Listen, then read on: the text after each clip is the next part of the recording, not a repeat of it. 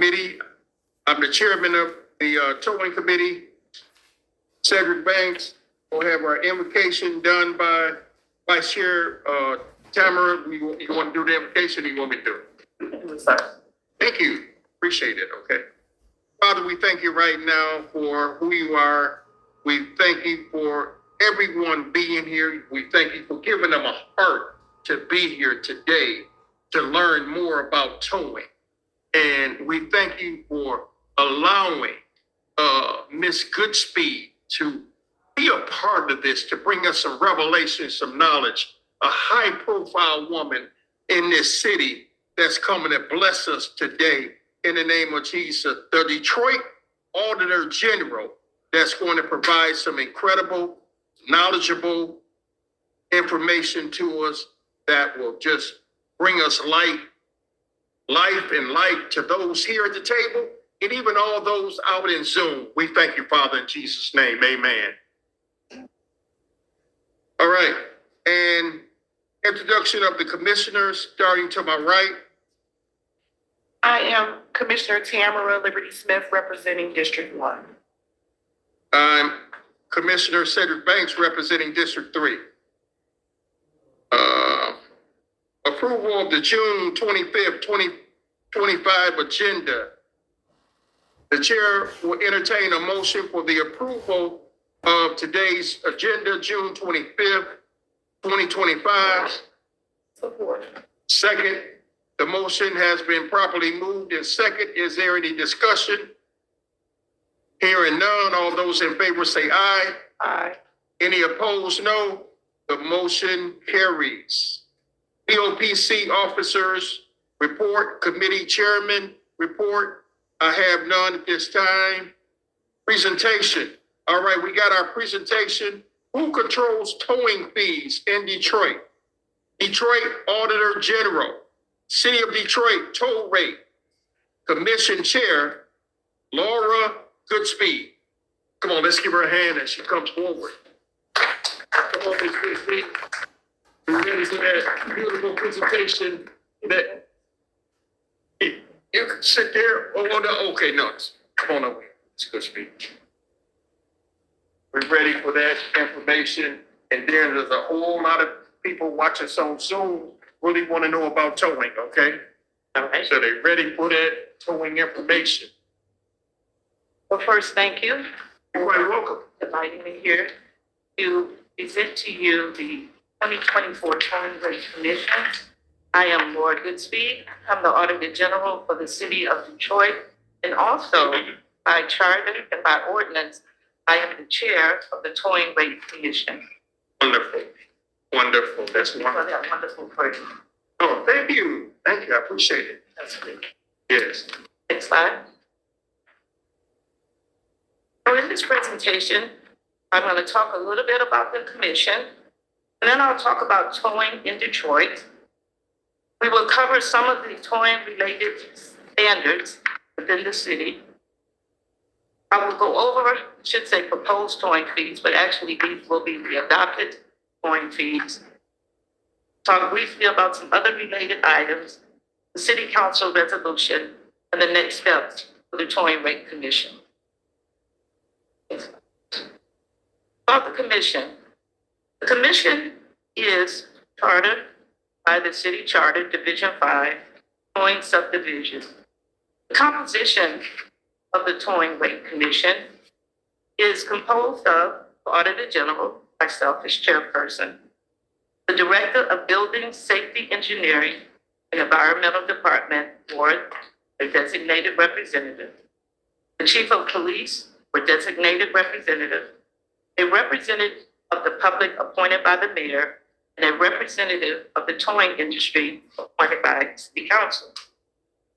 The duty of the commission is to review the administrative, towing, service, and storage fees for police authorized towing at least once every 2 years and submitting a recommendation to City Council by October 1st of the year of review.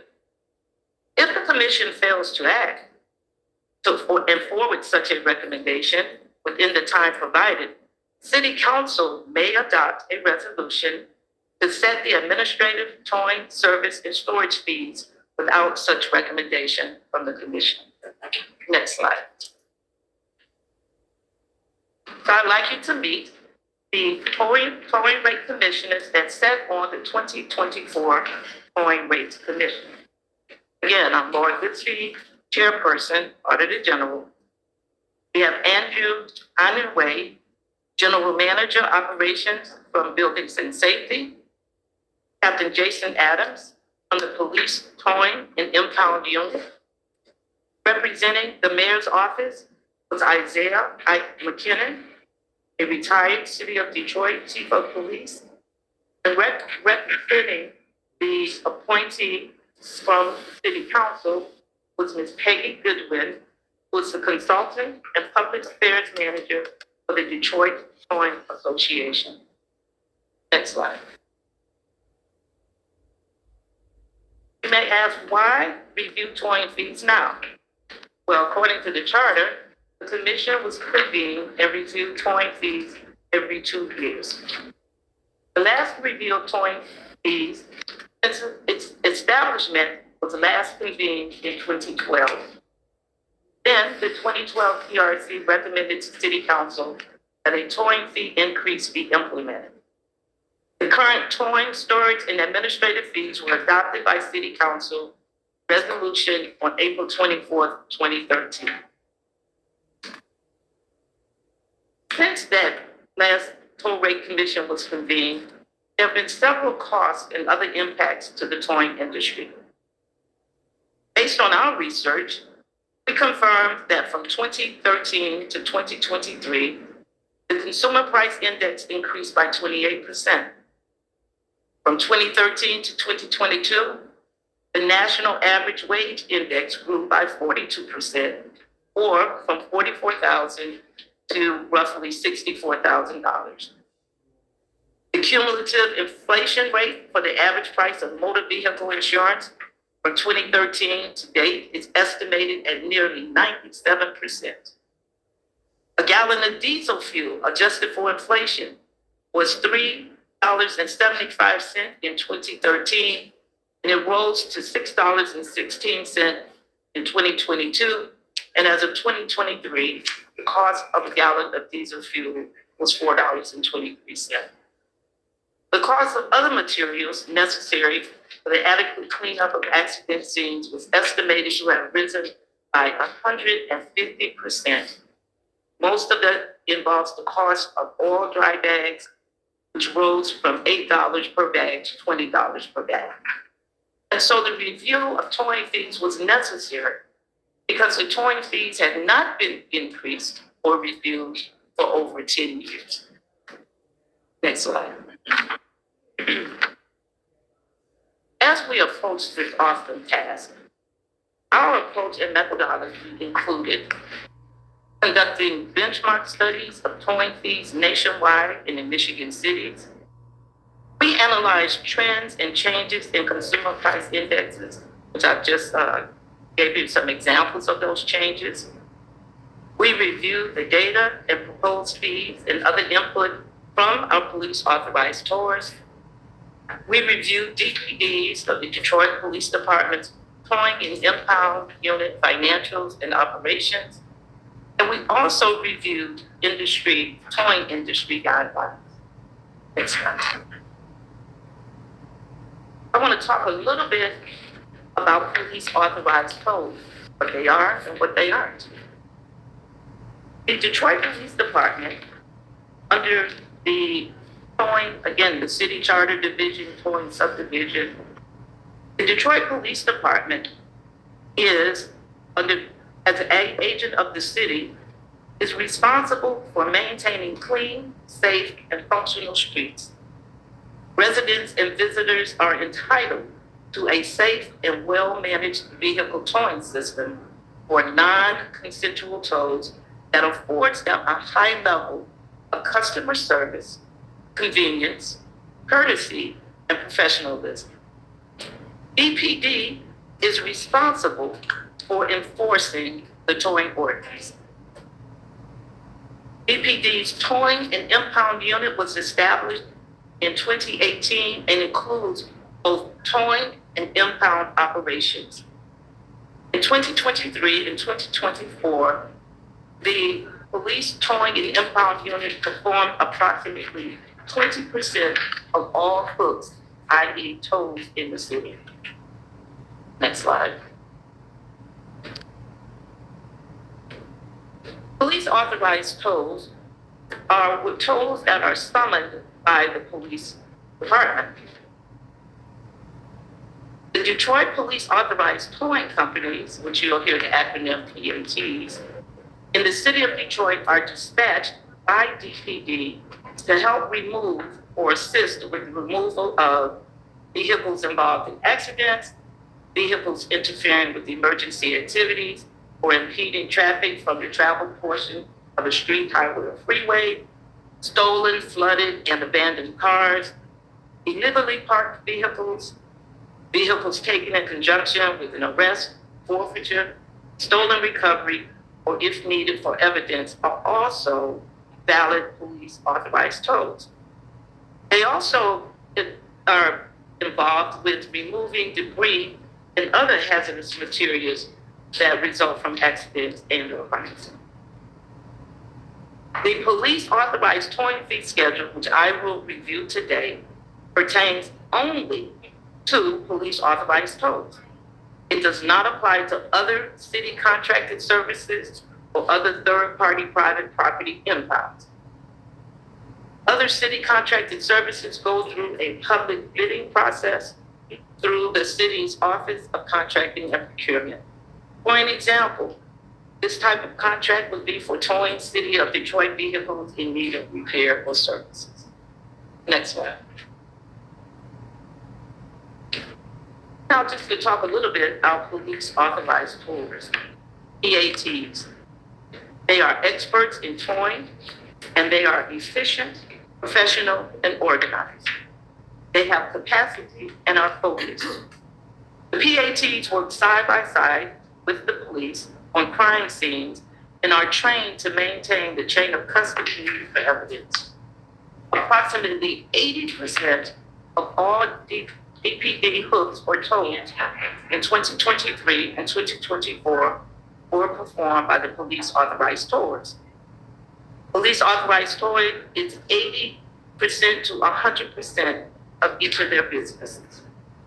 In 2012, there were 27 PATs in Detroit, and as of August 2024, there are 5 PATs operating under DPD contracts approved by City Council and are effective December 2022 through July 2027. And the photo in this slide is from the Detroit Free Press. It shows the need for police authorized tours dating back to 1987, where the city had an abundance of abandoned cars, which created blight throughout the city. Next slide. So there is other towing activity in the city. It's called non-city towing activity. In other words, this towing activity is outside of police authorized tours, and the fees and or costs involved with this other non-city towing activity does not fall under the purview of the Towing Rate Commission. So non-consensual towing is involved with private property owners often hire towing companies to remove vehicles that are not authorized to park on their property. An example might be a fast food chain that might have signs in their parking spaces designating the space for customers only. If you park there and go to the business next door, they have the right, and they may call the tow company they have hired to remove that vehicle.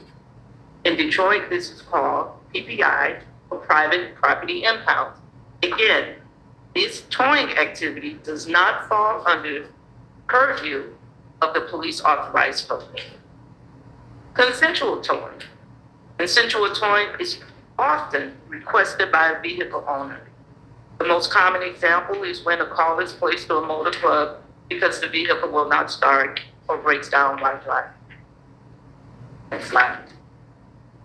So now I'll go into how the Toll Rate Commission approached the review and the setting or the proposal of the new rates that will become effective July 1st, 2025. Say July first, July 1st. the new rates. The new rates will be effective July 1st, 2025. So I will go through again the rates and again how we approached it. I mentioned on earlier slides that we looked at all of the inputs that might affect the cost of towing in the city of Detroit. Costs that might affect the Detroit Police Department as well as our police authorized tows. So there's two city standards that might impact cost of tows. The first is bonding and insurance standards. This is the current requirements for police authorized towers to maintain. The current charter states that the towing ordinance standards for authorized tours states in part that the Board of Police Commissioners shall establish standards, including insurance and bonding requirements that must be met in order for tours to qualify for police authorized tours under this chapter. We requested input from BOPC, and based on no final response or confirmation from BOPC or the law department, we assumed that there was no change to the bonding and insurance standards for our review period. Next slide. Additionally, we understood that licensing and permits that are from the Buildings, Safety, Engineering, and Environmental Department, the cost of those licenses and permits are an input or a factor as we review the rates. Our 2024 TRC Commissioner, Mr. Andrew Anwar, provided current and proposed costs, basically no change to the rates. Next slide.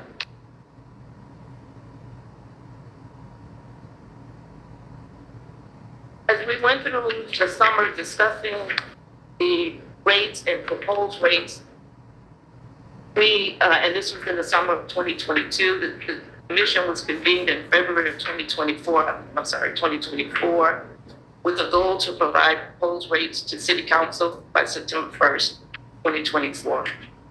So we looked at the current fee structure and we debated and talked and discussed what would be the best fee structure going forward. The fees are based on three different structures. The first is category, whether it's a motorized vehicle, both campers and trailers, miscellaneous, and out-of-town retrievals. The second part of the fee structure is the classification of the tow, whether it's light duty, medium duty, or heavy duty. And then the guidelines that we use are either is it by weight or flat fee.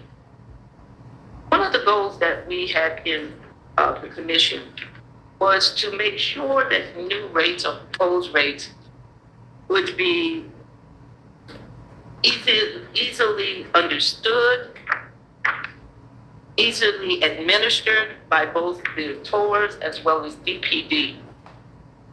And so these are the new rates that will go into effect in July 1st, 2025. In terms of motorized vehicles and recreational vehicles, I guess the main takeaway here is for light duty and light duty second trucks. This is where the bulk of tolls fall into in terms of vehicles. The current fees even now was $125. That fee will increase by $100 and will increase to £225.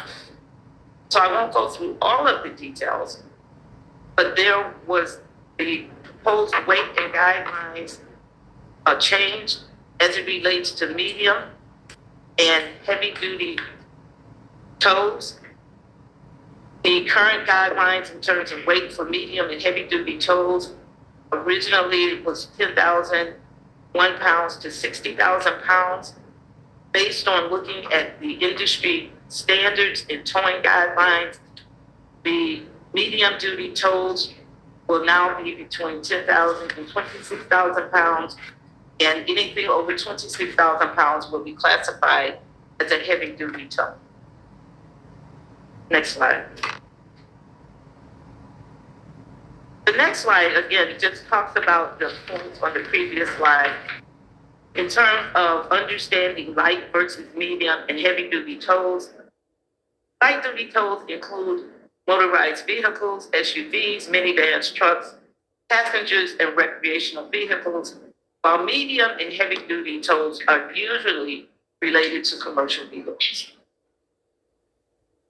The current weight guidelines, again, the 2024 Commission, we could not determine what information was used to set the previous weight guidelines that was determined by the prior 2012 Towing Weight Commission. We, however, use industry standards and guidelines by the national towing weight industries to determine what those weight classifications would be. In terms of the proposed fees, again, it's research-based. It was vetted and approved by a majority of the 2024 TRC commissioners, excluding DPD, because DPD is a beneficiary of the toll rates. They excluded themselves from voting on the fees, but was very instrumental in helping the body work through what should be the correct weights and guidelines, et cetera. And again, the proposed weight guidelines were based on the Towing Recovery Association of America, which is the umbrella trade group and national voice of the entire towing and recovery industry in this country. Next slide. Boats, trailers, and campers. And part of our goal was to make sure that the public can understand the rates, that they're simple, and that they can be administered effectively.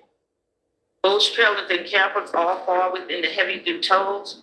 The current fee was a flat fee of $100. The accepted approved fee will be $700, again, a flat fee.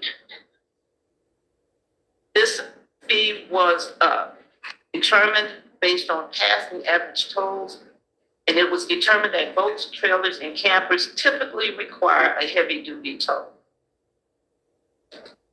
The current and proposed weight guidelines remain consistent with a single flat fee for all weights. And again, the proposed fee is consistent, or the new fee, I should say, is consistent with the proposed fee for a motorized vehicle and recreational vehicle heavy-duty tow. I just want to make a comment. The reason you see proposed fees in here is this is the same presentation that the TRC Commission provided for City Council. Next slide. Miscellaneous tolls. Again, a flat fee. Miscellaneous tolls include motorcycles, on and off-road, all-terrain vehicles, ATVs, jet skis, scooters, mini bikes, four-wheelers, lawn equipment, cattle and non-engine rowboats, and etc. It was determined that we would remain consistent with a single flat fee. However, the fee increased from $100 to $200. And again, the proposed fee is a new light-duty flat fee as determined by the Commission based on varying types of tolls in this category with varying towing requirements. Next slide. Out-of-town retrievals, the fee has increased for the light medium duty fee of $4 per mile to $6 per mile. The heavy duty fee increased from $6.95 per mile to $8.89 per mile. Next slide. Storage fee. The motorized, we again wanted to make sure that storage fee categories were more in line with the classification and categorization of the toll fees. So you can see there are increases in those daily fees from what was in effect since 2012 to what will become effective July 1st, 2025. I do want to just make some notes. As you can see in point A, the DPD storage fees will be waived under certain conditions. And also, the Detroit Police Department does not assess fees under certain conditions. I believe that detail was also presented to you by Detroit Police Department at their presentation this week. Right. Next slide. The administrative fee was first enacted based on the 2012 TRC recommendations. It is currently $75. It will remain at $75. It is authorized under the 2021 Towing Division Ordinance. You have the language, next slide. Just to talk a little bit about what that fee covers, it's the cost recovery fee. And it is, the administrative fee is a service fee that supports the operational costs within the police towing and impound unit. It helps supports the cost of that vehicle tow management and tracking software solution. The Michigan's law enforcement network. It supports the staffing costs within DPD and other operational costs specifically associated with the police towing and impound unit not listed above. Next slide. Just a few other relevant items. Again, the towing division ordinance does include a hardship policy. That policy is administered through DPD. And DPD does have authority to waive or reduce fees under certain circumstances. Next slide. The next items are the items that came up in our discussion. There was a discussion on disposal fees. The police authorized tours advised the TRC that there is currently no mechanism that allows them to recover the cost of disposing items not redeemed and left in their storage lots. The cities has a competitive procurement practice, and we determined, the TRC, that we have no authority to set disposal fees since it was not specifically listed as one of our duties. We resolved that it's an operational concern, and we recommended that DPD and the police authorized tours work together to resolve that particular concern. And the next slide. So in September of 2024, we proposed the rates that I presented to you today to City Council prior to September 1st. The resolution was drafted in September 23, 2024. It was approved by City Council on February 18th of this year, approved by the mayor on February 26th, and the new rates and fees will be effective July 1st, 2025. The ordinance requires City Council and DPD to publish these new rates in various mechanisms, and so we will follow up with that with both the clerk as well as DPD. The next steps is it's my intent as chair of the Toll Rate Commission to follow the requirements of the City Council and review rates every 2 years going forward. We will convene our Toll Rate Commission in February of 2026. We'll review these current rates, propose new rates, or propose whatever the recommended updated rates are, and submit our recommendations to City Council by the deadline of October 1st, 2026. Again, thank you for allowing me to share this information with this committee, with this body, as well as with the public. That's a wonderful presentation, Ms. P. But right now, we want to move to Ms. Blossom. Ms. Blossom, could you please refresh us on the 2022 BOPC resolution regarding towing, that 2022? Can you refresh us on that, Ms. Blossom? Certainly, Mr. Chairman. And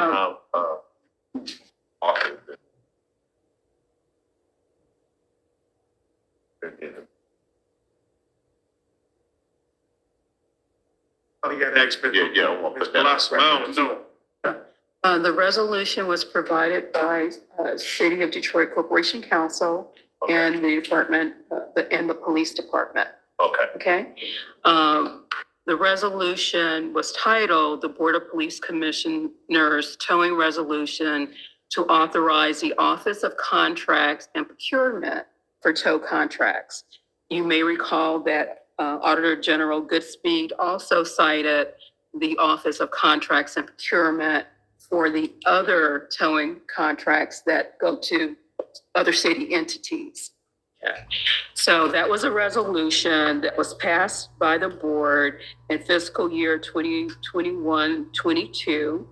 The board took additional action in February 2022 to reaffirm that resolution and also to take action on the hardship waiver in terms of looking at that application and approving the format of that hardship waiver.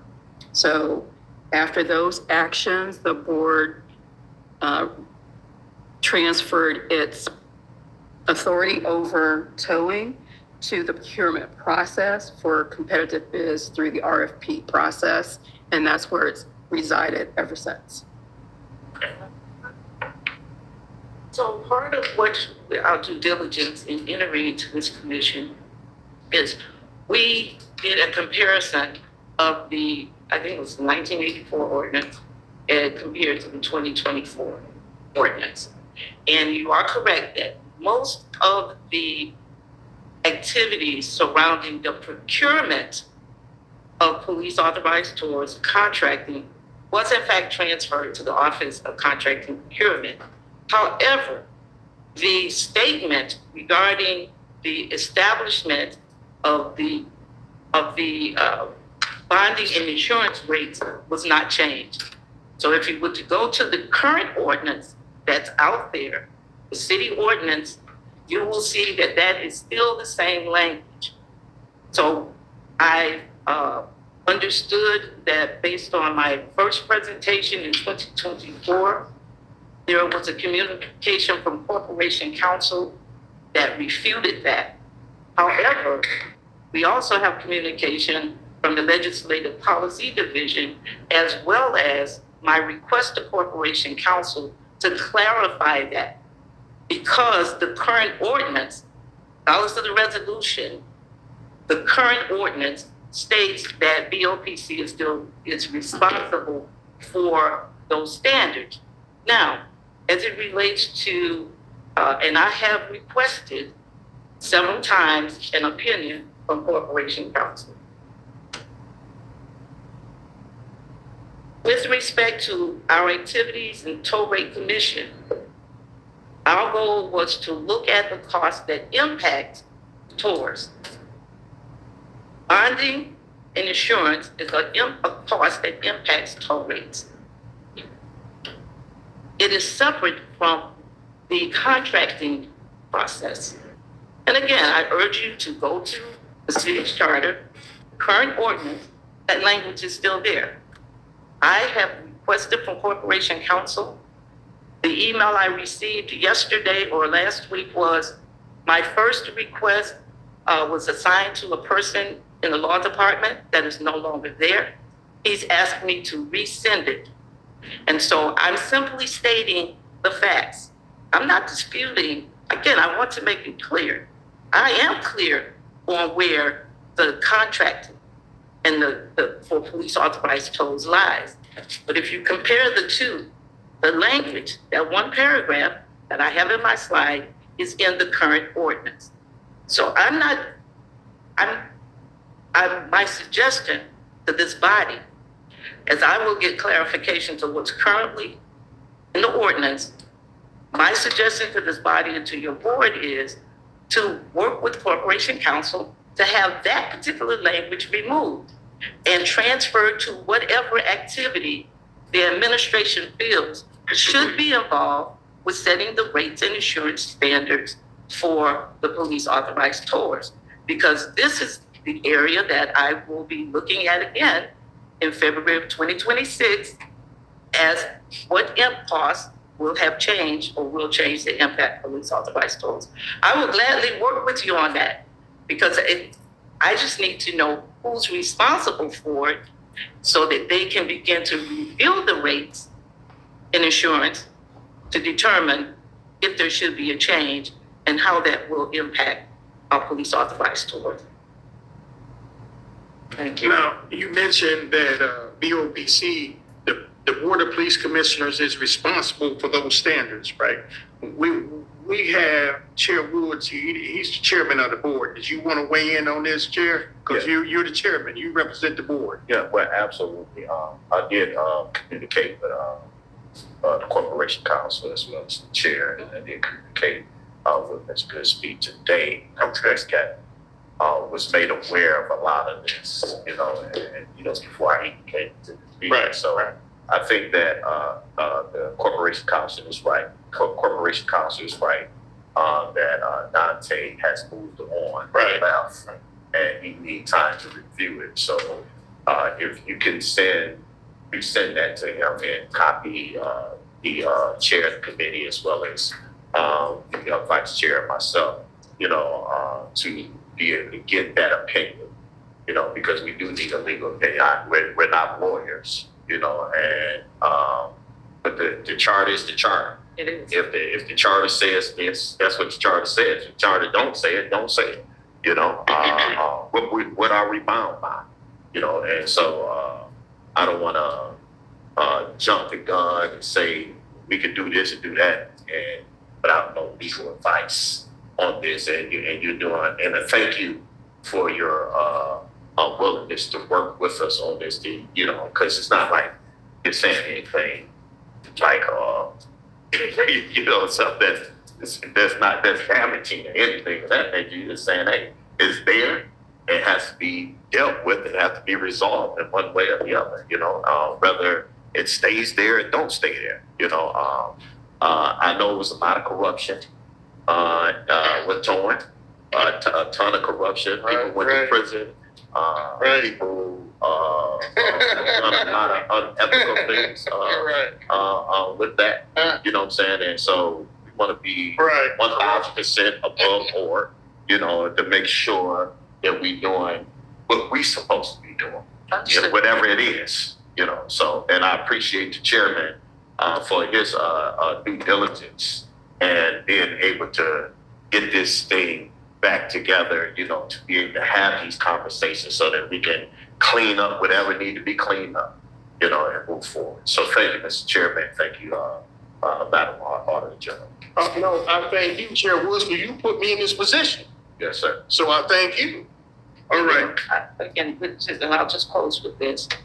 The goal is to determine who in the city is responsible for that.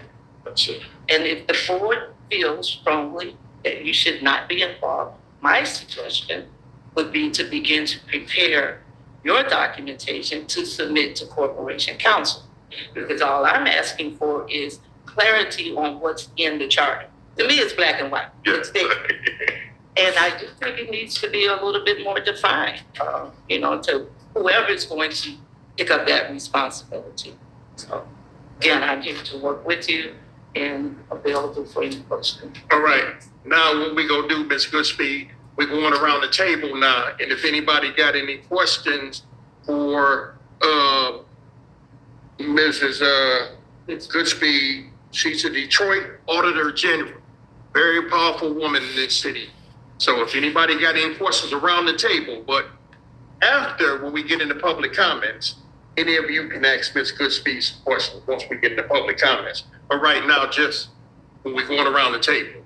So anybody, Chair Woods, we'll start off with you, and then we'll go down to Ms. Blossom, but we'll start off. Chair Woods, you got anything for Ms. Goodspeed? No.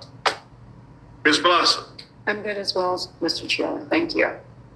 Vice Chair Tamara, anything for Ms. Goodspeed? No, but thank you for your lengthy, thorough presentation. It was nothing. 20 minutes. Okay. Secretary Lydia. No, sir.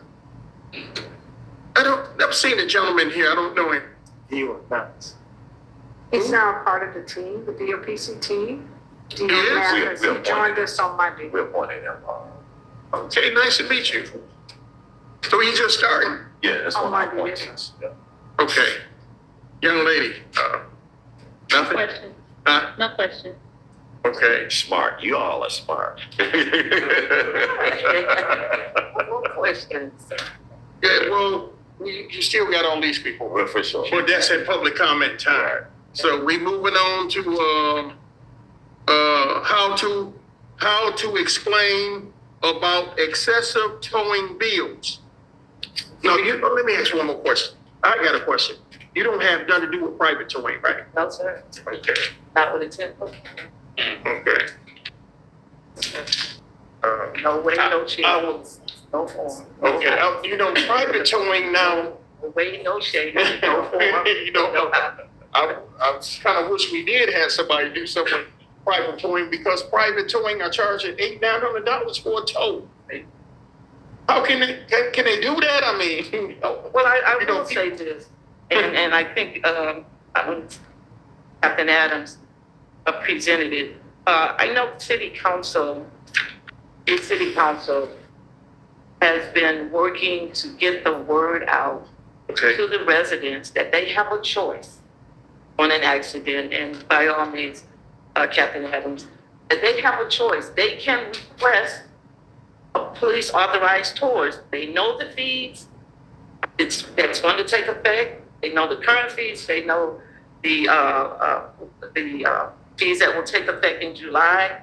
And perhaps Captain Adams can speak to that real quickly. come on up, Captain. Because that's important to get the word out. That they have a choice. Where's my turn? Thank you. Good afternoon, everyone. And this is a serious issue. In the towing industry, unfortunately, there are unscrupulous people and businesses, and it's unregulated by the state. And there is no mechanism currently. Chair, more tonight, joyful, take me, please, thanks. There currently is no mechanism in Michigan law that controls fees and the reasonableness of fees. But what the police department has done is we have a notice regarding tow fees. And for instance, scene of an accident where a citizen decides that they want to obtain their own tow company to tow their vehicle, the officers are responsible to give the citizen that notice saying that the police authorized tows are set fees. They will not be any more than that. And the notice also states that the private towers are not regulated. And so that was our first defense, is trying to educate the public on the fees and that really they're unregulated. I know that there's been some exploration into an ordinance. That would be something for corporate counsel to expound upon. But for now, what we're trying to do is educate the public, and hopefully they make the right decision. But as private consumers, they have the right to choose whomever they like from a consensual tow. I would say that the educational piece is very, very essential for the community because oftentimes citizens are not being made aware of that they have the option of a police authorized tow versus a private tow, and the predators will come,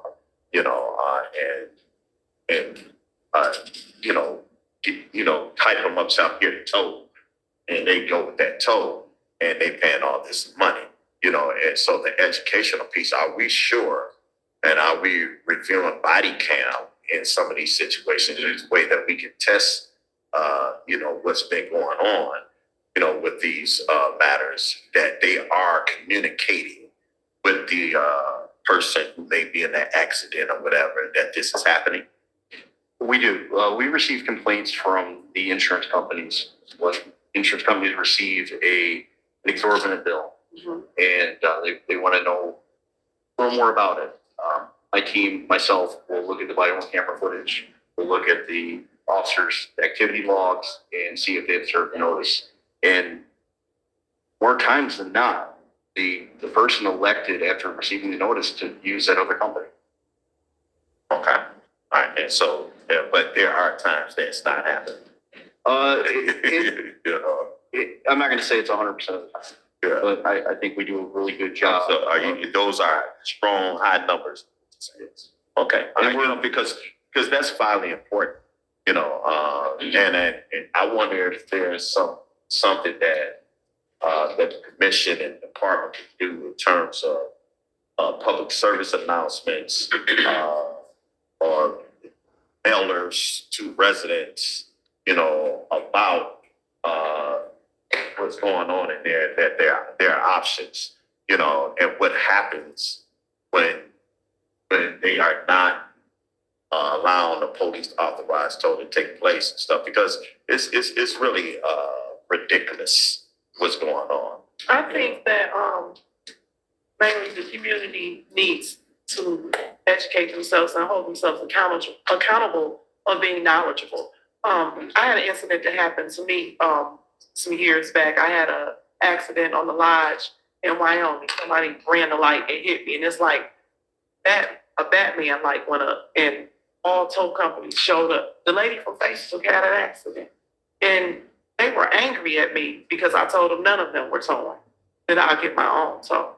So I then, of my own observation and investigation skills, found that the insurance companies, the collision shops and the tow companies were working hand in hand to charge these astronomical fees that people weren't aware of. So once again, the community needs to educate themselves. So it's I think we keep saying it, I don't know, what I'm saying, but I think it'd be good for them to educate the community and us to educate the community. But I'm saying it's good for us to get the word out Absolutely. to the people, and as much as we possibly can to educate them on this. And know the difference between a police tow and a private tow. That's right. That is not correct. Right, absolutely. I believe the Council President Sheffield and other council members are aware of the situation and have been working on how to get the word out. So I would encourage you, I know they've been working with DPD, I would encourage this body to, coordinate with city council and DPD to get the word out. This is a great forum to start that, get that information, but we do need to educate the public. Yeah, can we put together a mailer and get that in the hands of the citizens and get it out there? And, we can have it in community events, put it in churches and community centers and things of that nature, because this predatory stuff needs to stop in the city of Detroit. So a couple months ago, I attended one of the District of Detroit meetings. Yes, sir. To talk about this very thing. Okay. And so I think something that is worth sharing is that this isn't a Detroit problem. This is a nationwide For sure. For sure. And I don't want people to think that everyone in the towing industry is corrupt. Honest people are going to be honest. Corrupt people need opportunity. And unfortunately, because it's not regulated by the states, Michigan in our case, the opportunity is present for people that choose to do wrong. But I think the city of Detroit has done a really, really good job. And I base that off of my conversations with the insurance companies, people from the tow industry, and looking at incidents in other states. We have done a good job. Now, can we do more? We all want to do more. Yeah, well, I'm sure we got great tours in here today. You know what I'm saying? And they need, if you're a Detroit authorized tour, you have to do business right, or you'll get kicked out. They'll be hard. And so I get that, but my thing is that let's do some more. Let's put together a mailer. Let's do public service announcements. Put it on Facebook. Put it on Instagram. Fly a kite. Saying to educate the public about this, because people should not be treated this way. Period. I got my vehicle taken. I'm suing them. You know what I'm saying? But everybody don't have my mindset. And I got it taken out my apartment. I had to pay a whole lot of money. But hey, I'm thinking about them elderly ladies, folks who can't afford it, things of that nature. And then, we just resolved the situation, as you know. That was really messed up. And so the thing is, let's educate the public as much as possible. Right, Chair, we have some towing organizations right in here today that has integrity. Right, And absolutely. I've been knowing down through No doubt the about years that operates in the spirit of integrity. Right.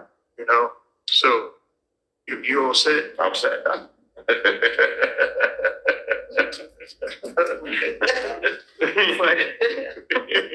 all right. QC for Detroit. Anybody else? We all sit here at the table. We're great. We go, no, okay, okay, we did. Okay, how to complain about excessive towing bills. Consumer Protection Division. We have Michigan Attorney General's office, Jason Evans here for the Michigan Attorney General's office. Jason, where you at? Right here. Where you want me to go? Come on right Stand here. if you want. No, you don't have to stand. We got seats here. You put that. Jason, you come right here.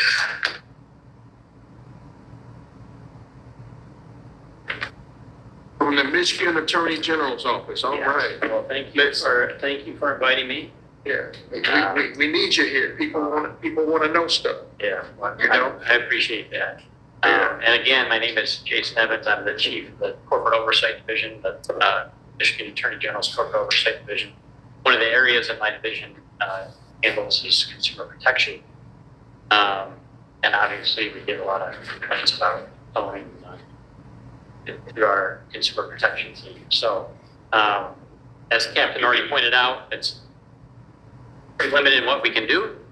Unfortunately, because of current state laws and also because of some weaknesses that exist in the Consumer Protection Act, limitation in sort of proceeding against the companies that are regulated and licensed. But I wanted to provide the presentation. This presentation is built on consumer alert that we have on towing.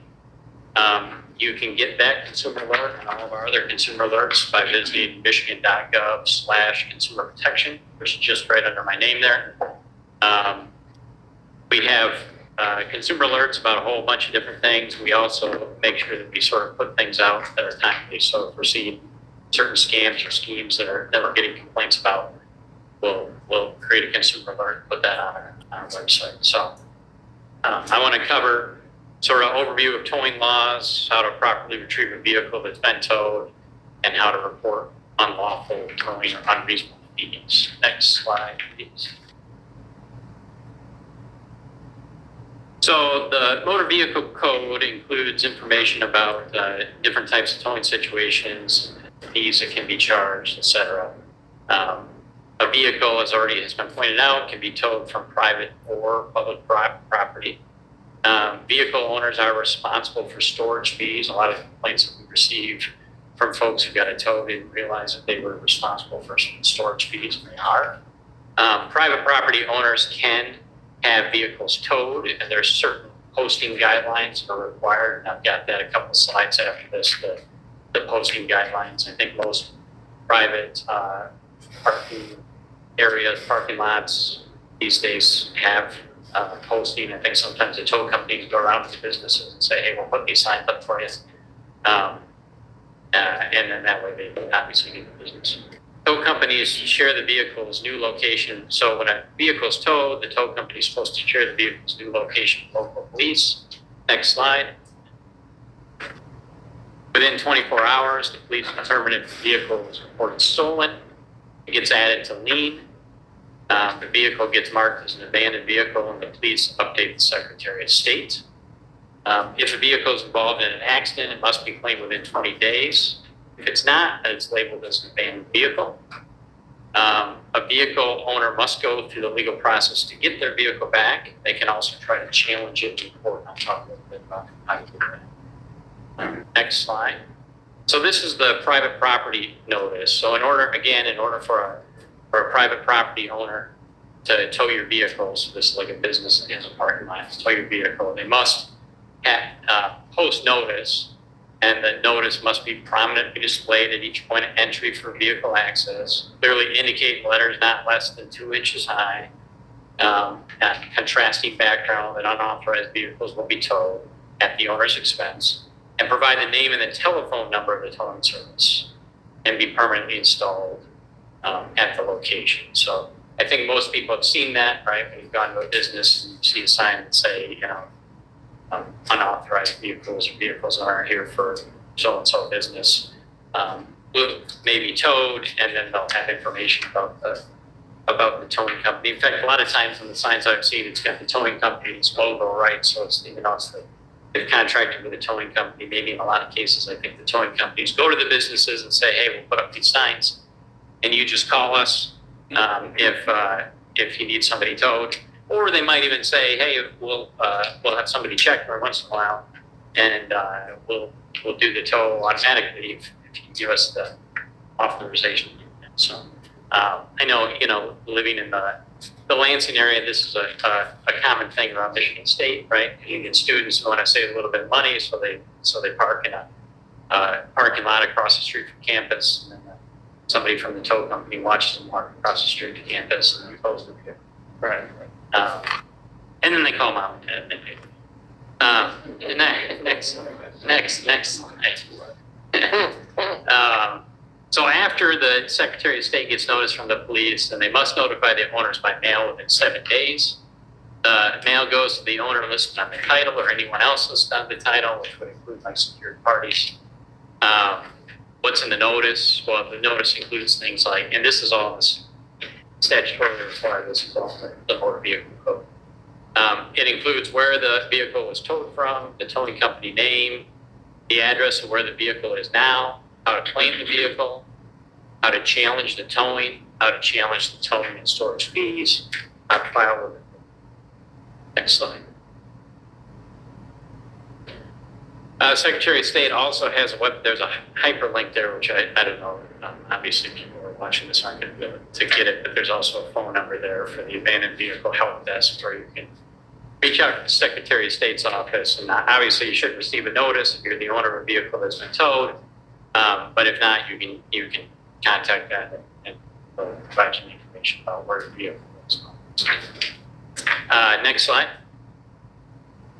The company storing the vehicle must allow the owner to inspect the vehicle and get their items out for free for the first visit. After that, they can't charge the owner more than $25 per time. So if you show up and you want to move items from your vehicle that's been towed, wherever it's been towed to, they're supposed to allow you to access and remove items for free. Again, anytime you go to like the towing lot or wherever the vehicle is being stored, bring with the information that you can use to validate that you're the true owner of this vehicle. You're entitled to access. Right.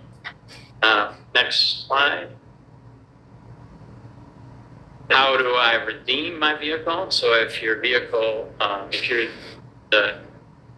redeem your vehicle as the owner, you must visit the custodian holding the vehicle within 20 days of the notice. So that's the notice you received from the Secretary of State. You take your title, again, like I mentioned before, when you go there to pick up items, take your title and registration with you because they may ask you to prove that the vehicle is yours. Pay towing and storage fees, and you may also be charged a $40 abandoned vehicle fee. And there's a warning there is you have 20 days from the notice date to request a hearing. This is where, in the next slide, where we talk about how you do that, how you challenge the tow and how you challenge the fees in court. But after 10 days, so after 10 days since that notice has been sent out, the secured party, so like your lender, can redeem the vehicle by paying all the fees. If you or the secured party do not redeem the vehicle or request a hearing within 20 days, it may be sold at public auction, you lose all rights to the vehicle. At least 5 days before any sale, the public notice will be published in a newspaper. It's published in the county where the vehicle is towed. So before the sale, there should be a notice. Next slide. So how do I challenge? And I think the very next slide is the where we talk about how to challenge it in court. But towing and storage fees are normally set by agreement between the police agency and the towing company, and this involves like a police-involved tow. Residents should contact the police agency involved in the tow to verify the fees. We also recommend you review your insurance policy and contact your agent to see if your policy covers towing costs. reach out to your insurance company if you need a tow, because they may have certain towers that they work with. You have the right to challenge whether your vehicle was properly towed and the reasonableness of towing and storage fees. Obviously, if it's a police involved tow, that's easy because the towing and storage fees are set. But if it's not so easy. This must be done in a timely manner in an appropriate district court. So I think the next slide is the district court. So here's what you do if you want to actually challenge the tow or the reasonableness of the fees and costs. You have to file a petition within 20 days from the abandoned vehicle notice. You'll be responsible for applicable court filing fees for the district court. The petition and instructions for how to fill it out are included with the mail notice, or the mail notice that you give from the Secretary of State. They're also available, and there's a hyperlink there that you have access to, but it's just the DC 90, that's the district court form, so you can just Google like DC 90, that form will come up, has the instructions. If you request a hearing, you can get your vehicle back while you're waiting for the hearing outcome, but to do that, you have to post a towing and storage bond with the court. That way, you get the vehicle back, but the court has a guarantee that you're actually going to pay those fees if they're assessed. This will include all the accrued towing and storage fees, or you can just pay the abandoned vehicle fees and accrued towing and storage fees to the custodian of your vehicle. And then if the court finds that the vehicle was improperly towed, you'll be reimbursed those towing and storage fees. And when it comes to actually go to the next slide. I'm not sure what that's basically the last slide there. But the towing and storage fees, the statute does indicate that they're supposed to be reasonable. If you challenge the reasonableness of the towing and storage fees in court, you have to basically get the court to believe that those fees were unreasonable. And how do you do that? I mean, there's a lot of factors. Found a little bit of case law on this, but there's some of the factors that the courts looked at were fees charged by other towers, other towers, towing fees and storage fees. Also, whether there was more cost-effective means to store a vehicle. I think in one case I found there was an opportunity to actually store this vehicle for free, and they didn't utilize that. They used this fee-based storage. So those are the types of things you're going to have to show, right? That this fee is so excessive in comparison to what, obviously you've got the rates that are involved with police involved towing and storage as an example, but there's no set standard here, right? As to what that means in terms of what's reasonable. It's the same thing that under the Consumer Protection Act, the Consumer Protection Act includes provision that prohibits folks from price gouging, and you have to look at the fees that everybody else is basically charging for this and establish that the fees that you were charged or the cost that you were charged for is excessive in relation to what everybody else is charging. You can file a complaint with our office if you think that the rates that you've been charged are excessive. If your complaint involves a tow that was directed by the police or a private property owner and you want to contest the tow and the reasonableness of the fee, then you must follow the process outlined above and file a petition with the court. I still say complain to our office. So typically, here's what happens to the consumer protection team. If you file a complaint with our office about this or really about any other issue, we're most likely going to try to mediate that complaint, which means we send a complaint to the company and see what the company's response is. If we don't have any ability to do anything after that, that's sort of the end of it. Once we get a response back from the company, that there's nothing further that needs to do, nothing further, no further action that we're likely to take. But one of the advantages of sort of filing a complaint about items is, in addition to whether we can get sort of a result for you in your particular case, we're sort of building that record. Right? We get enough complaints about certain towers. We see a pattern. I mean, my division is all civil, but we have a criminal division within the AG's office, right? And if we get complaints that seem to indicate some sort of criminal activity, then we will flag those things. We'll send those to to our criminal investigation division. And they'll look into this, and they have in the past, like potential criminal activity by towers. You can, if the police direct a tow, you can also complain to the local police agency. It can take appropriate action against the towing company if fees or other conduct by the towing company violates the agreement between the police agency and the company. So if the police direct it and they charge you a fee that's in excess of those set rates, then the police can take action.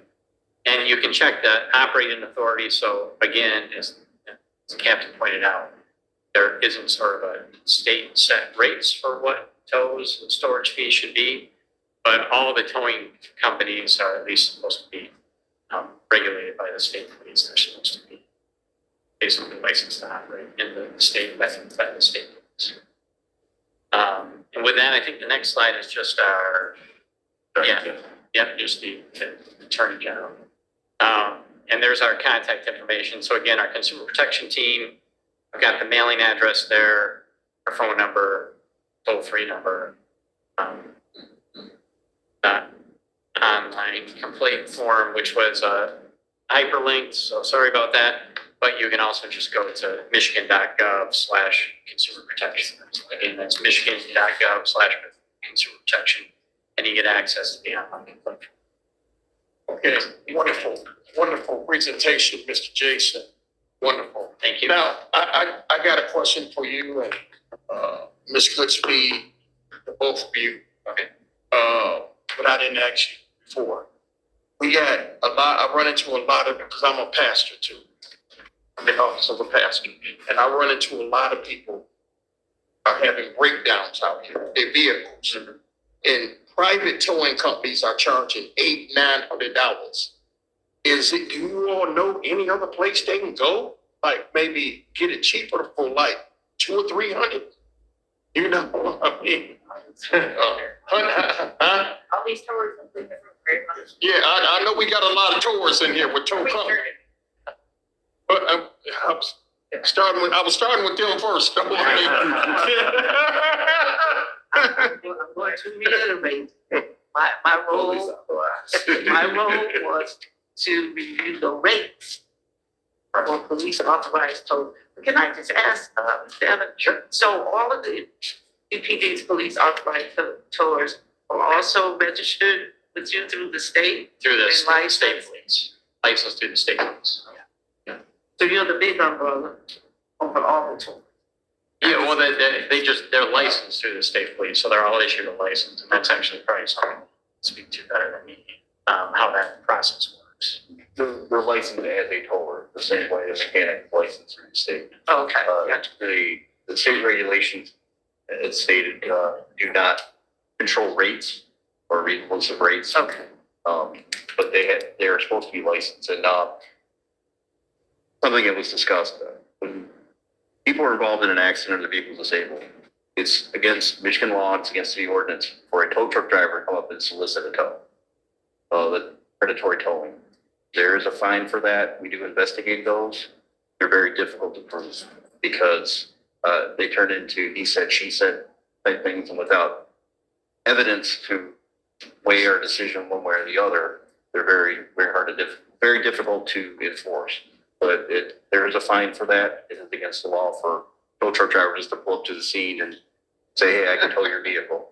My recommendation would be if citizens elect to use a private tow, regardless if the police are involved or if their vehicle is disabled, is to get the rates, the fees up front before you allow them to tow it. Sorry.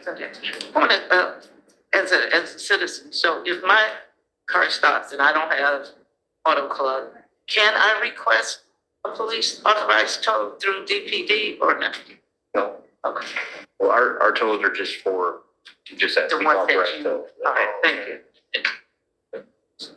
And I think one thing, I wanted to point out too, sorry. No, go ahead. Go ahead.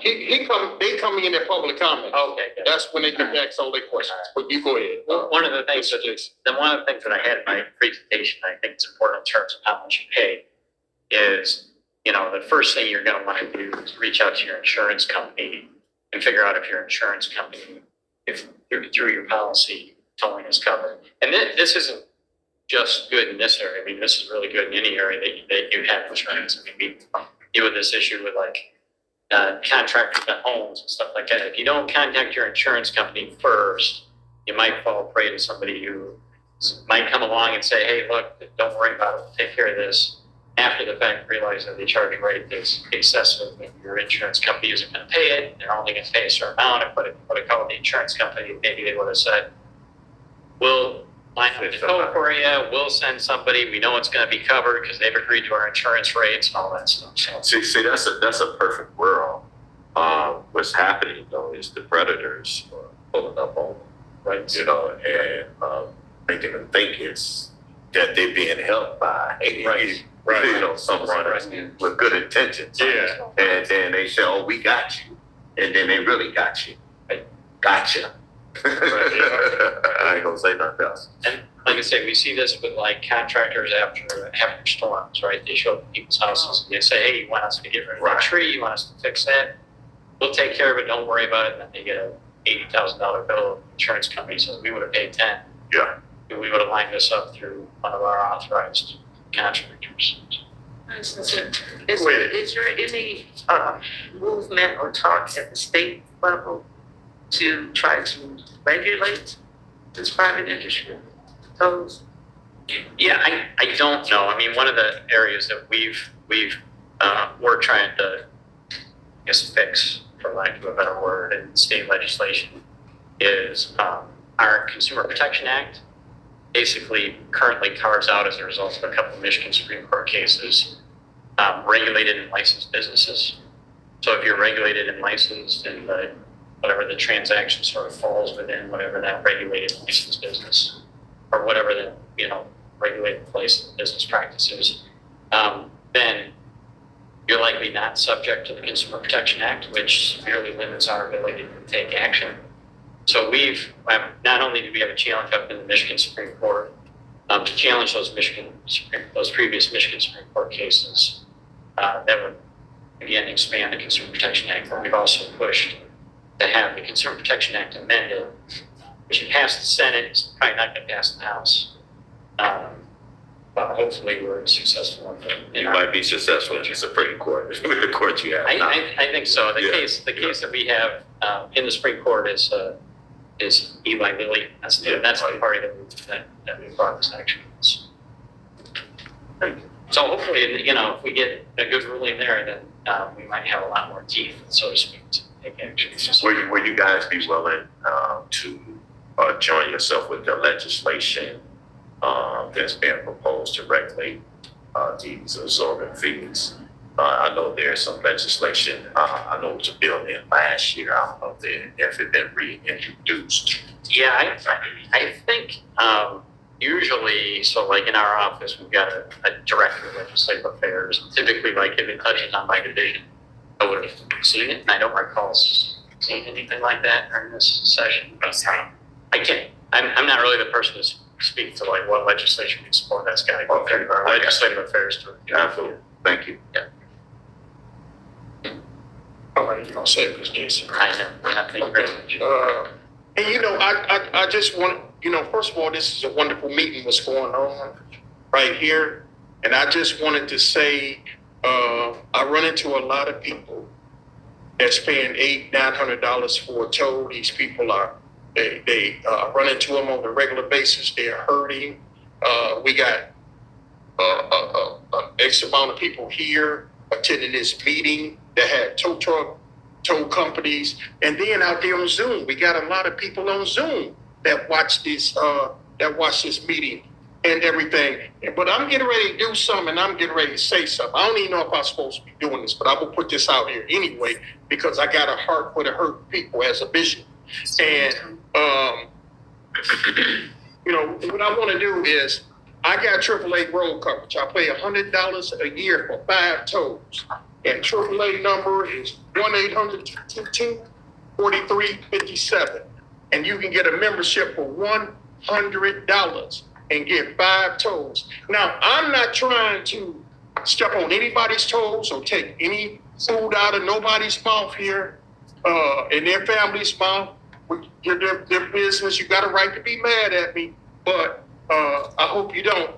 But I got to try to help families out. I got to put myself out there, even if I get cussed out or hollered at when I get ready to walk out this meeting. But you get 5 toes for $100. 100, and you. But isn't AAA, aren't they registered with? Isn't that? I don't know.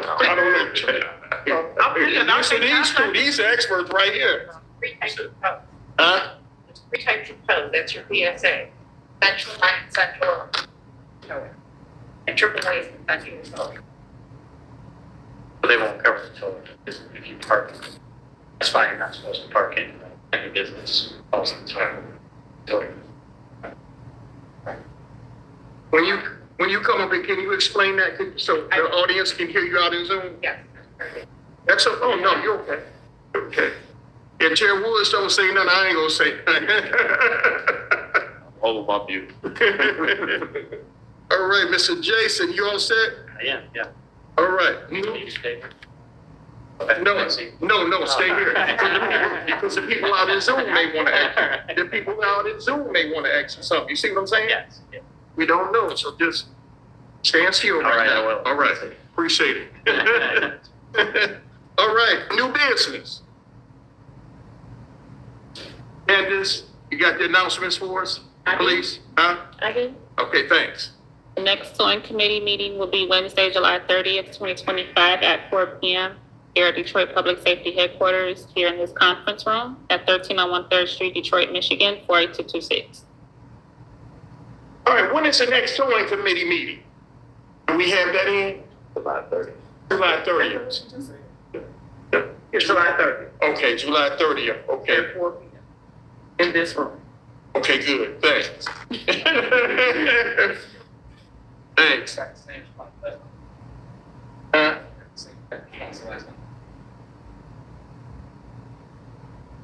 Okay, oral communication. Candace, we got anybody out there, oral communication? No, sir. No? No. Okay, well, we got people in the room here, oral communication. Oh, we do have one. Public comments, yeah, public comments. We do have one online. Huh? One online. One? Okay, let's go to that one. Who is it? Allison. Okay, bring her forth.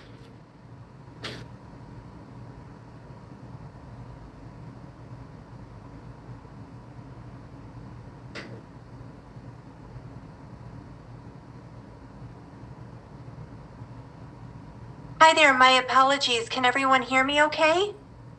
Yes. Wonderful. I believe I get 2 minutes, so I'm going to just use that time right now.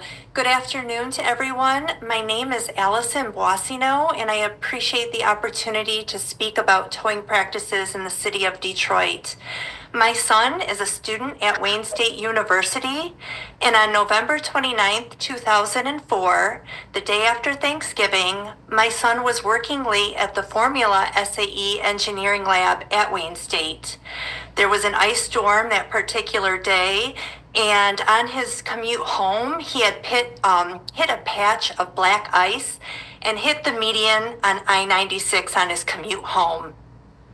He pulled his car over to the side of the road and called AAA for a tow.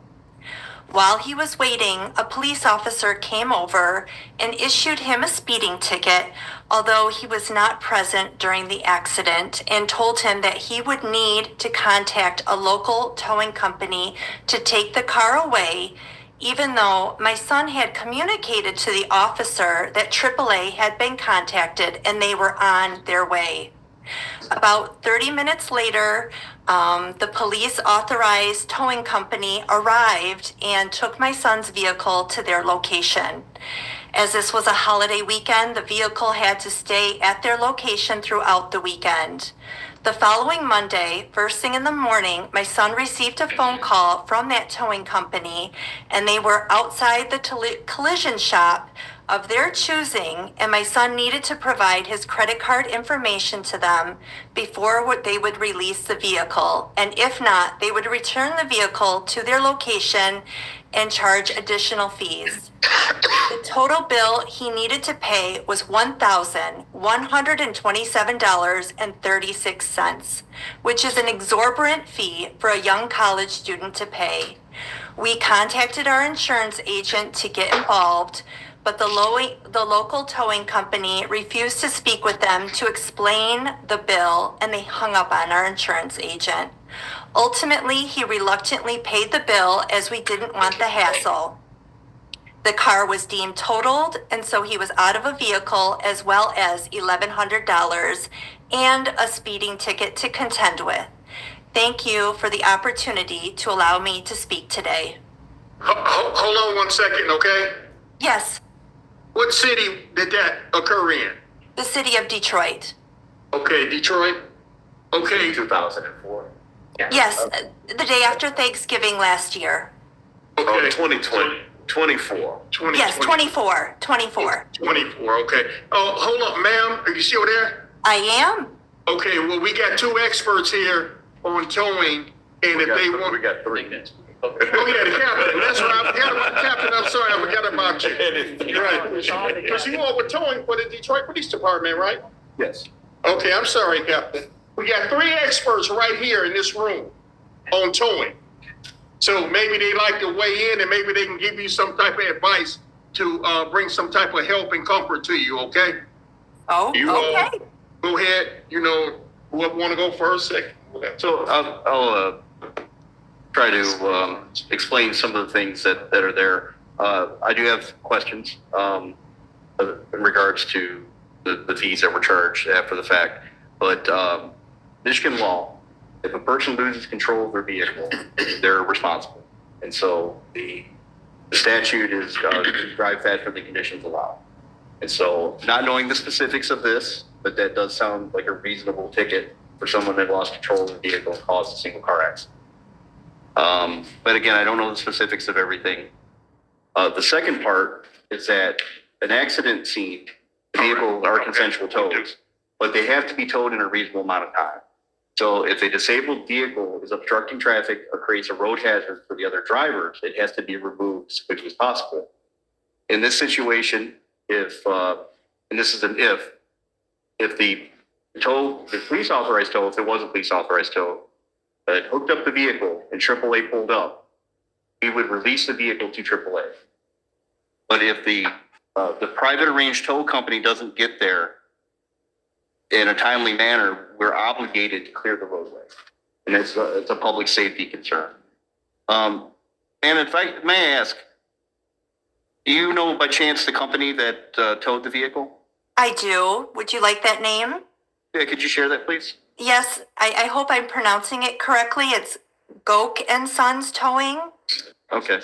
So it's forgive me if I mispronounced. I believe it's Gotch and Sons. Oh, okay. Yeah. So they're not a police authorized tower. Meaning that they're a private third party company with no association with the city of Detroit or the police department. Yep. And I believe this is I believe, because she indicated it was on 96, it might be Michigan State Police, so Gotch and Sons may be a tower for Michigan State Police. Commander, I believe you're right. We'd have to confirm this with Michigan State Police, but I do believe, as my commander pointed out, that Gotch and Sons is a contractor for the state police department.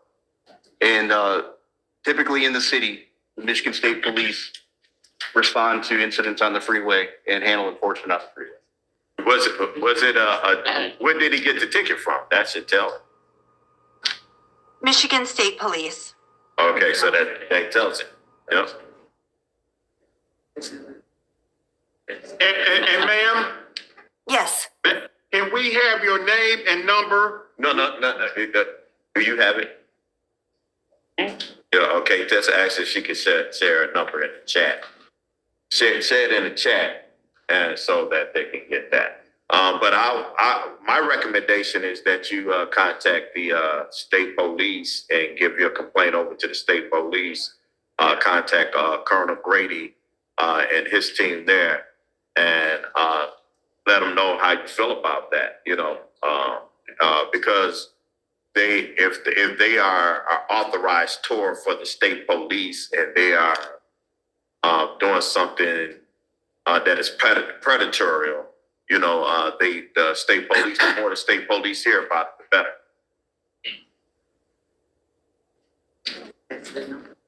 Yeah, if I could have that contact information, that would be wonderful, and I'm happy to provide my information.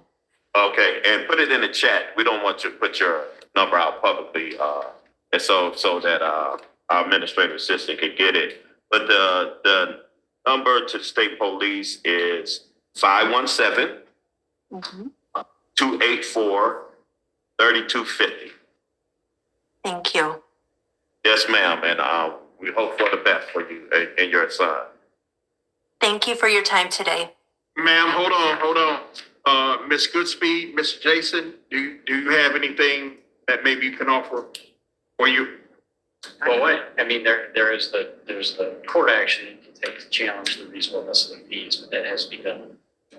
So there's past that at this point, right? Because it was in 2024, so the ability to sort of challenge it through court action is limited. But I would say, reaching out to the Michigan State Police is probably the best option.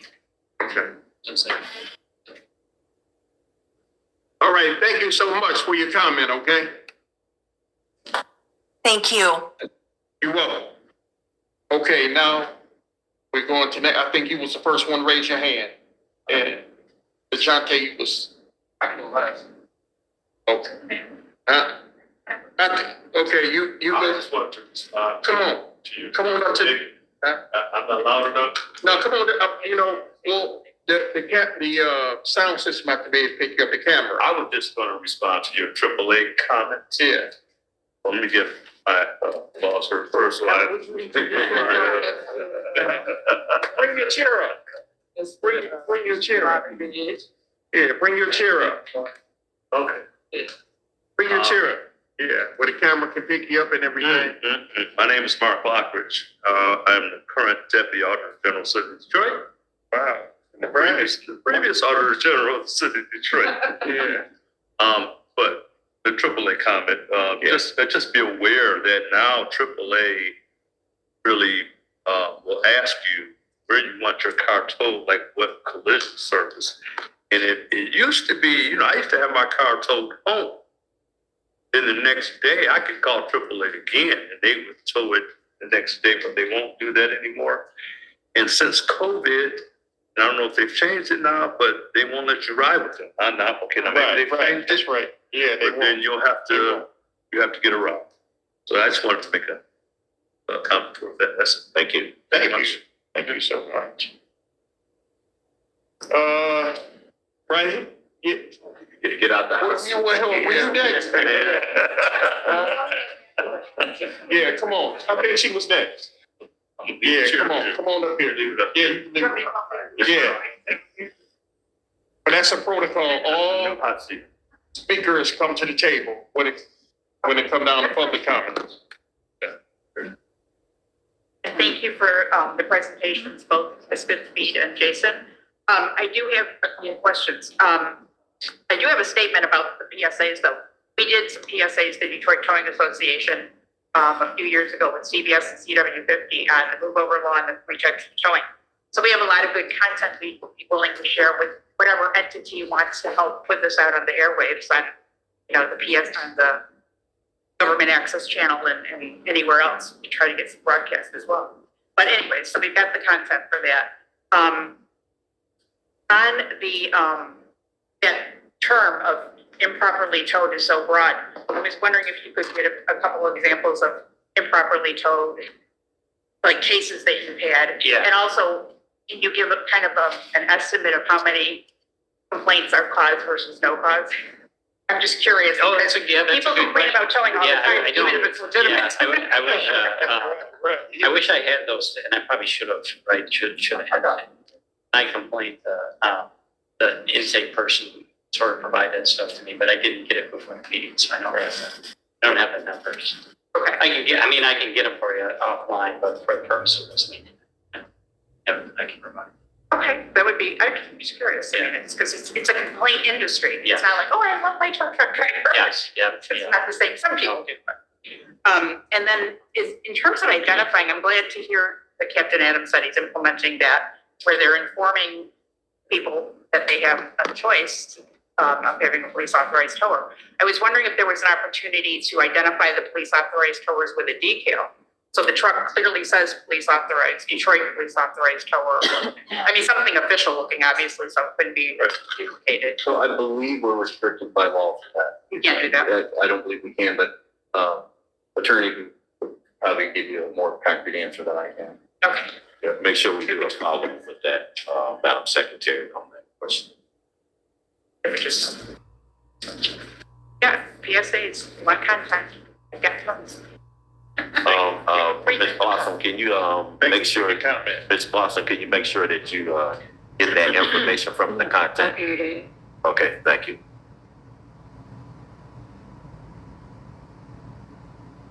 Good afternoon, everyone. Good afternoon. My name is Troy Ginyard. I'm first towing and part of the Detroit Towing Association. There was a lot of great content today. Yes. I appreciate all the dialogue that was happening today. Right. And I just wanted to kind of give a little bit more because I have been doing this for 29, going 30 years. Wow. And when education goes out to the public, I would ask that one, that they're educated on the different types of tolls, so they can understand the different situations and how they can handle it.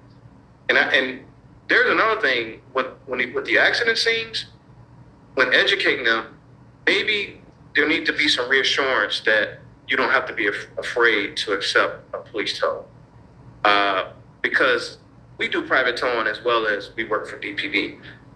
There are the community call our office at times and says, hey, I just got an accident. The police are gonna tow it. I don't want my car going to the impound yard. And can you come get it real quick? You know, and so this type of fear would make them, and when a tow truck, when that random tow truck pulls up and says, hey, I'll tow your car. And I've even heard situations, and I don't know if Captain Adams have, but I've heard situations where tow trucks will pull up and even offer them money. If you have full coverage, I will give you money if you let me tow your car. Just tell the police that you called. So again, you know, those type of things should be educated to the public. We work in the community as well as the police, so we see all these different things. And feel free to reach out to the Detroit Towing Association if you guys want any more insight in regards to on the community side of things. And in regards to, I heard both of you speak on AAA, and if they could find a tower that's reasonable when they just get a breakdown, they just broke down the side of the road. They can easily look up some companies and call and, you know, ask for upfront pricing based on where they are and where they're going versus just saying, hey, send me a tow truck. So I just wanted to give that little bit of insight based on everything that I heard today. Okay, are you satisfied with the operation of the police authorized towing? Well, again, I think that we just need to educate the public more because, you know, a lot of times in other situations, we would get called out to pick up a police authorized tow, and we would get turned around because of that road to wherever it is there picking up that vehicle. So just, you know, again, I appreciate the dialogue, and if you know, if you guys want more from us, we can provide you know, on private towing side of things. If you guys ever need, Right. Yeah, so because our goal is we don't want to beat up on nobody. Really, you know what I'm saying? But we want to, people are doing business properly. We want to make sure that they are treated fairly and honorably as far as businesses. But the ones who are predators, we need to beat them out of our system. I agree with what you said about education. So it's educating the public. Yeah, all right. And it's a gangster industry, so you know. You know what I'm saying? Yeah, but as they educated, you know, then it helps because I know that my company, we've educated tons of people over the years. Yeah, I wouldn't consider you a gangster, you know what I'm saying? But some been around 50 and 100 years, and you know, it is what it is. You know. Yeah. Even when they come to our office to get their cars out of impound, we're educating as they're going through the process. Because believe it or not, at least from what we see, 9 out of 10 people who get impounded, it's never happened to them before. Right. So they come in and they're like, oh, what's this, what's that? You know, they don't understand the process and, you know, things of that sort. So, you know, again, education is good. Yes, sir. All right. What's the name of your company? Troy Song. Okay. And You're the owner. You're the owner of the company. Yes, I am, and I'm part of the Detroit Towing Association. Okay. Heard nice things about your company, man. Well, thank you. All right. Appreciate it. I hope it continues that. That's our goal. All right. Wonderful. All right. Thank you. Bless you, brother. Stay on the move. All right. All right. Okay. DeJounte, come on. You got the next one? No. We have one more online. Okay. Online? Oh, I thought we were still with Karen. Okay, cool. I'm let them come. You know, I hope 2 or 3 more come. Go ahead, DeJounte. So DeJounte, I got a couple statements, questions. I was gonna say, most people in Detroit are illiterate, so 40-50% of Detroiters are illiterate, so to understand these protocols about tolling is very, very hard. And it's kind of like y'all playing good cop, bad cop. I do commend you saying the community needs to be educated, but also, Commissioner Smith, you have a friend who's a toller. Lavish tolling, he's also running for board police commissioner, so it's kind of like, maybe you call your friend, you have a friend who's a toller, you understand a little bit more.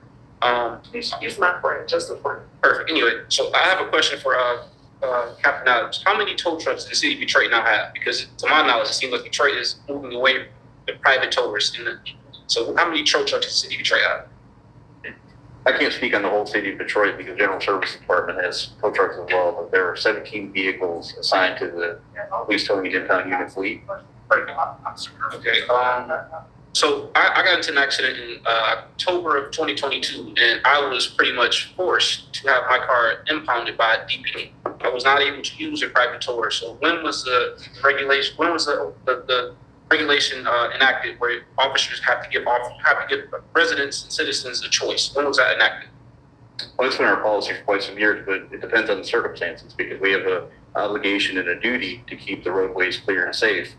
And if the private tow cannot get there in a timely manner, we have to clear the roadway because it creates a hazard for the rest of the public. So is there like any mandate for officers to give citizens and drivers a choice though? Because I was not given a choice. Oh, yes. It's the last year. I also want to say, so the hardship, so the fee waiver for hardship, how is that administered? I got all the nice questions. I'm sorry, one more time. So the fee waiver for hardships, I've never heard of that. And like I've done extensive research. I work with an insurance company. I went to city council, shout out to Ray Shepard's office. I also want to give a shout out to the VOPC staff, doing an excellent job. But, so I had to do a lot of research to figure out even the small things that I know, but I have never heard of this hardship waiver. The hardship and stolen vehicle fee waiver applications are at the tow lot and also an instruction guide to how to fill it out. Those are processed by the police towing impound unit and they come to me for authorization. Okay, perfect. I also want to say, like, there's a tower who towed my cars in the room, EBK towing. So they towed my car. I called the lot to get information about how to pick up my person. Can I ask you a question? Are you going to point them out or not? I'm just gonna name BBK. I ain't gonna point them out. I'm gonna name you. In the room. I've been in the same room. I've been to all the I've been very nice. Oh, right here? Yeah. Oh, okay. Well, that was a blessing you didn't point exposing. You know what I mean? I've been in the same room. It's about what happened. So I called the lot to get my personal belongings out my vehicle. I had about $1,500 car repair tools, and I never got any of my belongings because I was told that I couldn't come.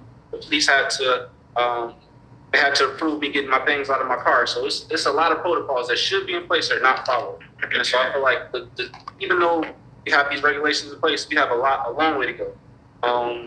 Also, so I have a question for you, Jason. So this 20-day rule for vehicles being deemed abandoned. So when the police authorized tolls, they only have 3 days. So is that like, or 7 days, I believe it is.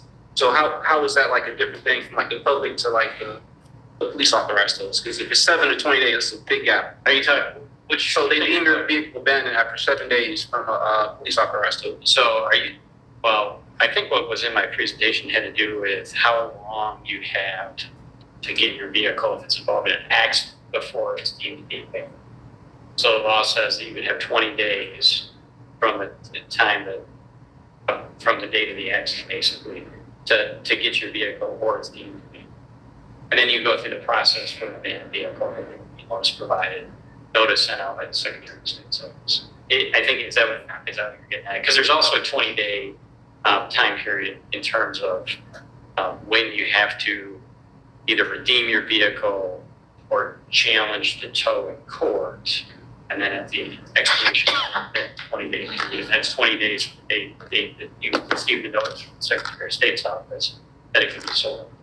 And so I just kind of have one more question, kind of statement thing. So when it comes to police authorized towers, when they do private tows, do they have a set regulation of fees, or can they charge the exact same exorbitant fees that the private towers charge? Because you can be police authorized tow and do police authorized fee schedule, and then be a private tower outside of that and be a predator. So my question is there a certain amount of money they have to charge outside of that? Or can they do the same bracket? It's just like locksmiths and towers. They're very close knit. They all know each other. It's a very small community. So do they have a set? That's a good question.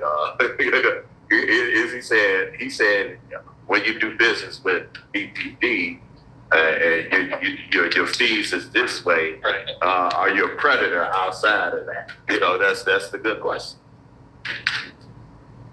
Nobody's gonna answer that. Yeah. So the answer to that question is, our contracts only govern the police authorized tow. Right. Any. No. private tow done by that tower Hold on. That's not. He wasn't asking you that. He was asking the tow. You know what I'm saying? And then it's a different from DPD authorized tolls, and so we're not talking about that. When they doing business outside of DPD, are you a predator? So that's a legitimate question. As a committee, we ain't asking questions. Anybody want to answer that? And I said, dude, let us handle this, Doc. Excuse me, sir. Yeah, excuse me. Now, we're asking if anybody want to answer that question. As far as any tours or tow companies in here want to answer, are you a predator outside of a DPD tow? Define predator. Are you charging exorbitant fees? Yeah. All right. Are you being reasonable? Yes. So that's a legitimate question. Like typically when you want to cheat, if you rent a company that would do like that. Yeah, come on, speak a little bit. Typically, if you Right, so they. That's what Is it a discussion or a public comment? That's what I want to do. this was whatever we want it to be. So this how it is, sir. Excuse me, sir.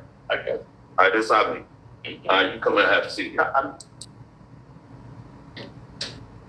Typically, and this is just what I've seen over the years, if you ran across a company that was doing those exorbitant fees outside of police work, they typically don't hold their contracts. Okay, so that's a legitimate answer. That's all he's looking for. because Anybody predatory get exposed. It's just always got to come up with. they still operate.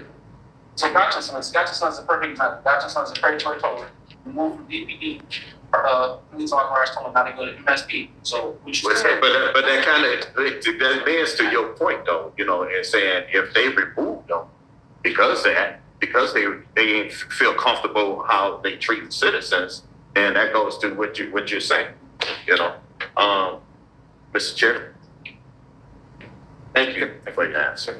That's Who's next? Did you, right here, did you want to come forward? Maybe it'll be, come on, you ain't got nothing, come on, you need to get up here, come on, come on and put a little something, Yeah, if you have any questions, you're more than welcome to ask. I might have an answer. Like this gentleman here, he had said he had $1,500 in tools in this vehicle. I wasn't able to retrieve anything on my vehicle. I've seen you several. I've seen you. I just want to know why. This is the perfect one. I want to know why you're told by the attendants don't tell them they can come get your personal belongings, and that Every single person comes down to our lot and they're more than welcome to get their personal items. I was told I can't, so I have to call on. We want to get to litigation. Unless you were not a registered owner. We only release items, I have my which, title at home, so we want to yeah, get to litigation. title or registered owner can get the personal belongings out of the vehicle. Or it could be a person, let's say at somebody else's vehicle, they gotta get a notarized form stating that we want our personal belongings to be released to this person. Okay. All right, thank you. You're welcome. Anybody else out here? Out here before we go back to Zoom? Anybody else? Right here? You got anything? Young lady, you seem like a very knowledgeable lady. I've been hearing you back and forth throughout everything. Come on, you ain't got nothing for us? Nothing? Yeah, that's good. Amazing job. We're go to the Zoom. Okay, we all right, thank you, Nick. Okay, we getting ready to go to Zoom then. This is our last one on Zoom and we getting ready to head out. Haley. Huh? Haley. Hey? Haley. Kaylee. Okay, Kaylee. Yeah, bring her forward. Bring her forward. She's with Bridge Detroit. I'm Kaylee Lakewater. I'm a reporter with Bridge Detroit. I do have a couple of questions. I was wondering if you can explain MSP versus DPD's jurisdiction. For example, like in what situations would MSP tow a vehicle versus DPD? And then I was wondering if you could talk a little bit about whether or not Wayne County Sheriff's Office has authority to tow vehicles in the city of Detroit today. And how can a resident go about verifying which law enforcement agency has jurisdiction over their vehicle at the time that it's towed? Michigan State Police have jurisdiction for the entire state. In the city of Detroit, they agreed interagency agreement, or other means, they have jurisdiction of the freeways. But they also can take enforcement action on the roadways because they're the state police.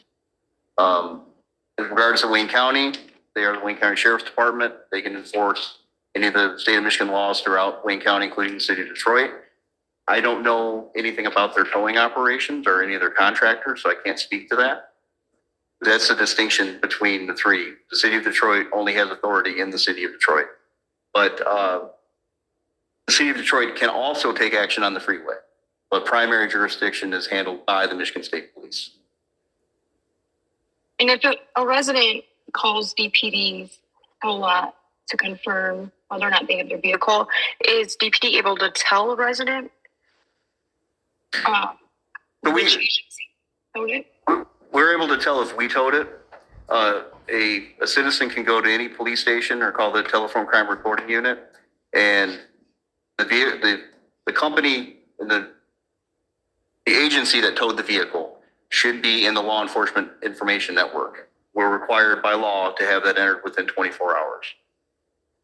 Okay. And then my last question is whether or not the towers who are in the room today, if they can separate the price of a regular tow that's not police authorized and the price of a police authorized tow, just to have like the price difference for the public so that they can understand. Can't speak for all towers. Madam President, you want to say something? Well, we can't speak for all towers, all private towers, but Right. we can charge. She was saying the tourists that's in the room, can they speak to it? Yeah, how much of a difference is the price of a regular tow by police authorized towers versus police authorized tows?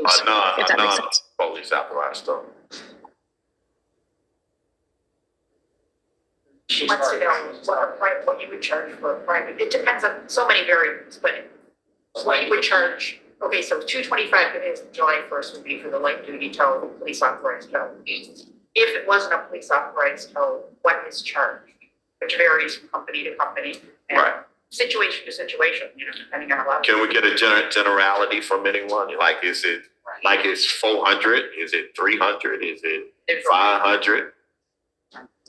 Are you just talking just a regular hookup, like Yeah, I work on a car tow?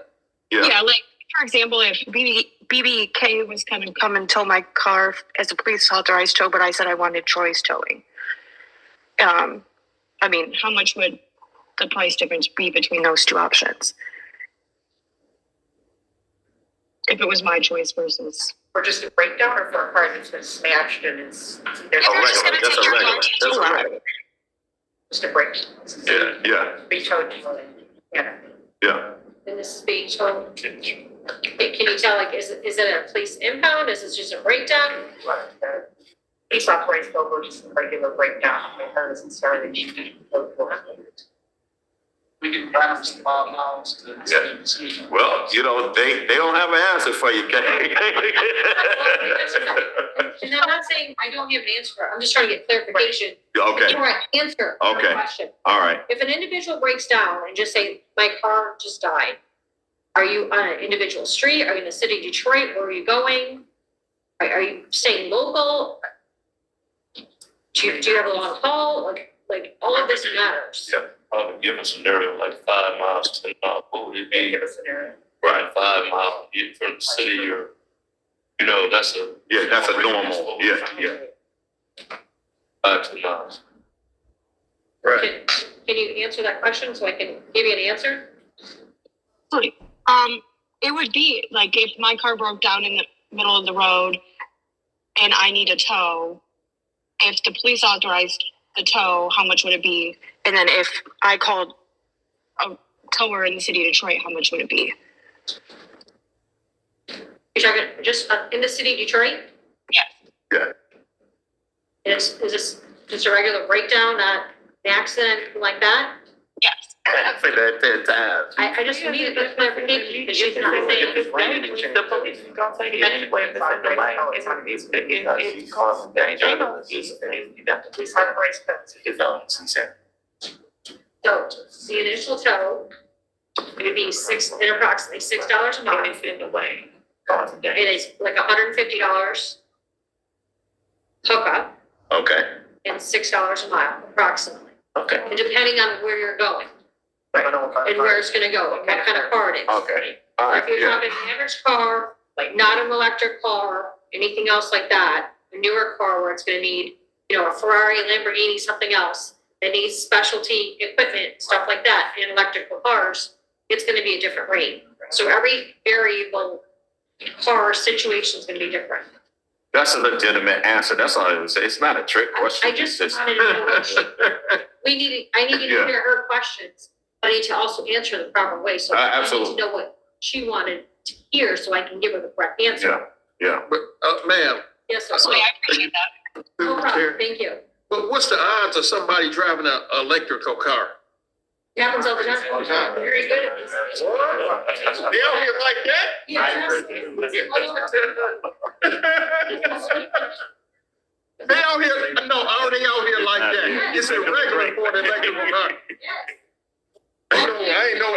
I've seen maybe 2 in the last 15, 20 years, but I didn't know they were out here like that though, like you're talking. You know what I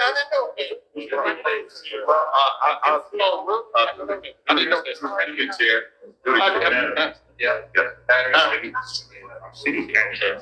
Oh, yeah. Through the chair, I just want to thank you and thank you, the whole team for a robust discussion. I think the more that the citizens can be informed, the better. I think that we need to make sure we follow up in terms of making sure that we get the information out to the public. And want to appreciate you for your leadership on this. And you guys were stellar. The information that you guys provided.